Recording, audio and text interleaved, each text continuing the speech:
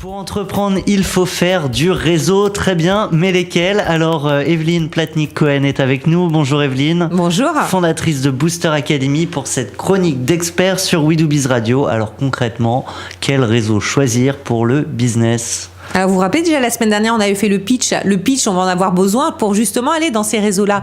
Alors on a vu que pour développer son business, aller dans des réseaux, rencontrer des gens, c'est quand même extraordinaire parce qu'on parle souvent d'internet, mais enfin internet, on prend contact. On peut pas vraiment développer des contacts à très long terme et des conversations. Donc il faut aller dans les réseaux physiques. Lesquels faut-il choisir? C'est une vraie question parce qu'on peut pas aller partout non plus. Il faut limiter. Enfin notre temps est relativement limité. Et donc le don d'ubiquité n'est pas encore... N'est pas possible. Alors déjà, je crois que la première règle, c'est qu'il faut aller dans des réseaux qui nous ressemblent, des réseaux où on se sent bien, des réseaux où on a envie de communiquer. Si vous allez sur du trop haut de gamme, high level, et que les gens sont très différents de vous, vous vous sentirez pas bien longtemps. Alors vous pensez que vous allez faire des affaires en or, et c'est pas le cas. Moi, j'ai eu une expérience très très particulière parce que j'étais invitée au G20, et donc je me suis retrouvée parmi tous les grands patrons du CAC 40. Alors je trouvais ça extraordinaire, sauf que j'ai pu en contacter aucun. C'était trop important pour moi. Donc ça ne sert à rien.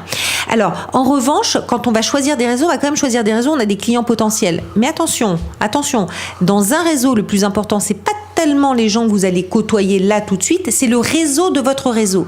N'oubliez jamais que ces Billard gens-là... à trois bandes. Exactement. Donc ce qui est important, c'est que ces gens-là vous ressemblent suffisamment et sont dans une cible qui permet, peut-être eux sont directement intéressants, mais peut-être également que leur réseau peut vous intéresser. Donc établir des contacts. Alors des réseaux, il y en a plein. Vous avez les anciens de votre école, par exemple. Vous avez des réseaux purement business. Je pense aux Agora Club. Vous avez des réseaux derrière qui sont type MEDEF, Croissance Plus, etc. Donc il faut aller dans des réseaux où vous allez vous engager. Véritablement, avoir un engagement. Il faut que vous soyez présent dans ces réseaux, il faut que vous engagiez, il faut que vous aidiez les personnes. Ça marche tout de suite? Non, évidemment non. Alors vous savez, des fois on voit des gens qui vous disent oui c'était bien mais j'ai rien fait comme business. Non, ne faites pas du business la première fois. Première chose qu'on fait dans un réseau, d'abord c'est qu'on commence à rendre service aux gens. Puis après vous verrez, au bout de quelques mois, au bout de quelques années, vous avez le retour. Donner avant de recevoir. Toujours, c'est la règle du réseau.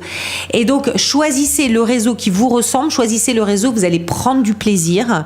Choisissez aussi des réseaux où vous avez déjà des amis, des gens qui peuvent vous présenter. Testez les réseaux. Ne vous inscrivez pas tout de suite. Allez d'abord une première fois, regardez, testez. Eh bien, testez le réseautage. Un grand merci à vous, Evelyne Platnik-Cohen. Je le rappelle, fondatrice de Booster Academy, chroniqueuse chez We Do Biz. À très bientôt. Merci, à bientôt.